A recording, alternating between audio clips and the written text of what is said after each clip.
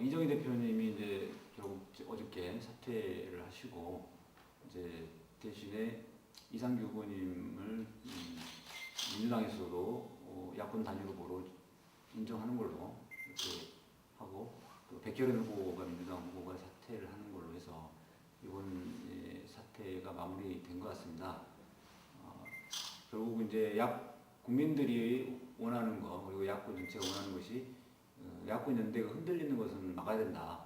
이런 게 가장 큰 대의였다고 생각이 들고요.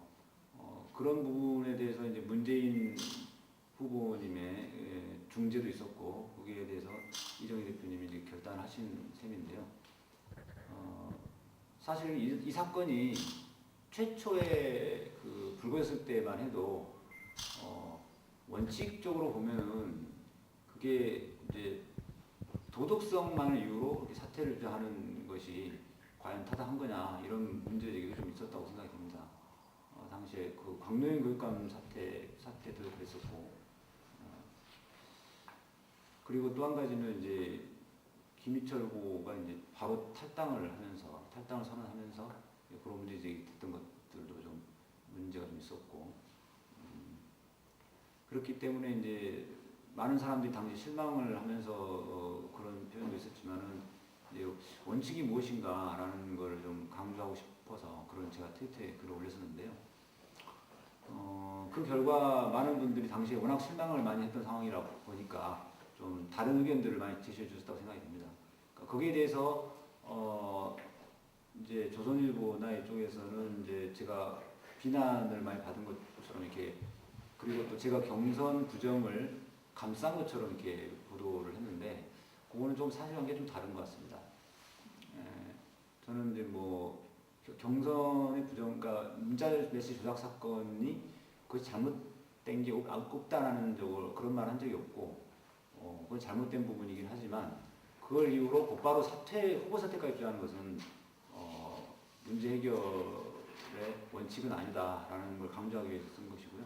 당시에는 재경선이 올바른 해답이었다라고 주장했던 것이죠. 그리고 실제로도 그 당시에는 경선관리위원회에서 야권 연대 경선관리위원회에서 중립적인 기구인데 여기서 이미 재경선 제안이 들어왔었던 겁니다. 그런데 이제 그 뒤에 벌어진 상황이 좀 변화된 상황이 생겼는데요. 그런 문제가 불거지자 이제 다른 지역에서도 불복을 선언하기 시작했습니다. 이제 관악구 선거구만 사실 문제가 됐던 건데 나머지 선거구에서 민주당 후보들이 다 경선에서 탈락한 후보들이 뭐 그쪽에서도 선거 부정이 있었다고 하면서 자꾸 경선을 불복하겠다고 출마하겠다고 하면서 이게 전체적으로 야권 연대가 흔들리는 양상을 보이니까 사실 시민사회 언론께서도 중재에 나서게 된 것이고 급기야 이제 부산에서 선거운동하시는 문재인 후보께서도 상경을 하셔가지고 중재에 나서게 된 거지 않습니까? 그래서 어저께 사퇴할 무렵 그 시점에서는 좀 상황이 많이 달라졌다고 생각이 듭니다. 그래서 이게 단순히 도덕성의 문제로 사퇴를 주장할 수 있냐 이런 문제를 떠나서 아예 야권 연대 전체가 흔들리는 이런 상황이 됐기 때문에 이정희 대표님께서 결단을 내리시게 된 거라고 생각이 들고요. 결과적으로 보면 역시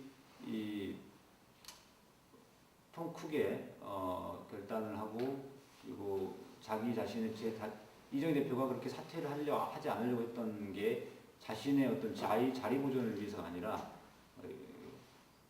원칙이 어긋나기 때문에 이렇게 한 것이라고 한 점이 이제 좀 증명이 된 셈인데요.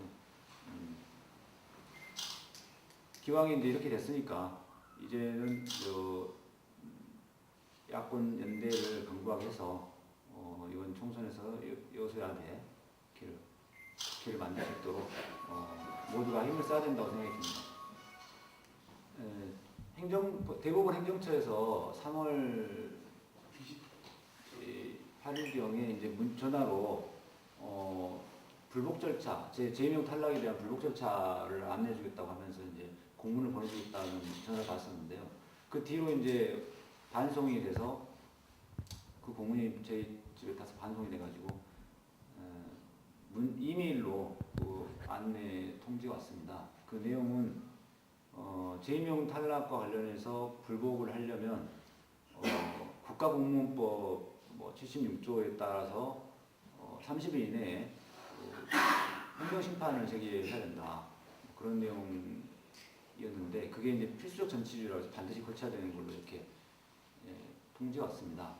근데 저는 이 공문을 받은 직후에 굉장히 여러 가지 의문들이 많이 생겼는데 첫 번째로는 가장 큰 거는 왜 불복 절차를 그 재임용 탈락이라는 그 중차된 사건을 그 통지를 하면서 불복 절차에서 이제서야 안내를 하는지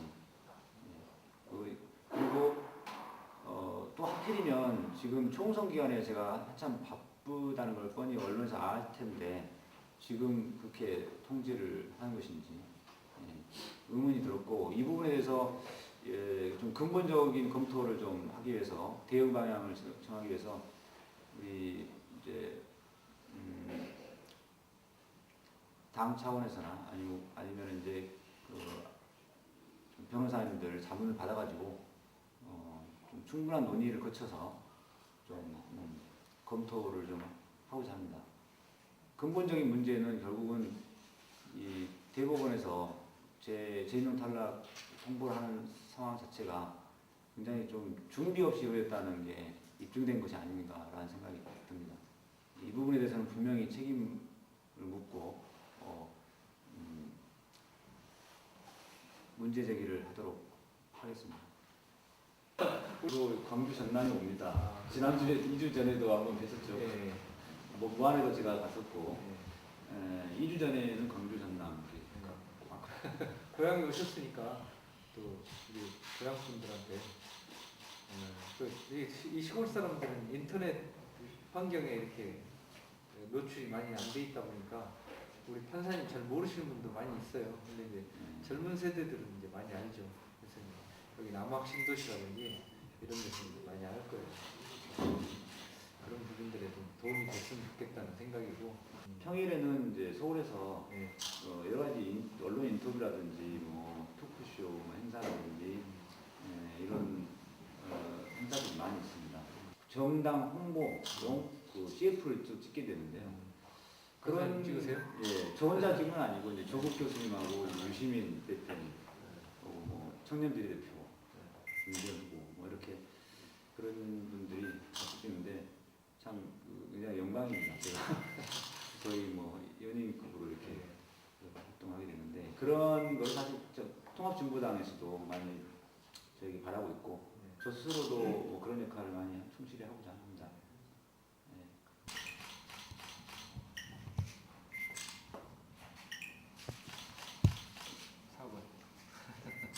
사직생. 제가 요새 쓰는 용어가 사직생. 사직생입니다. 4번을 찍으면 저는 이제 농민이 산다인데 4번을 찍으면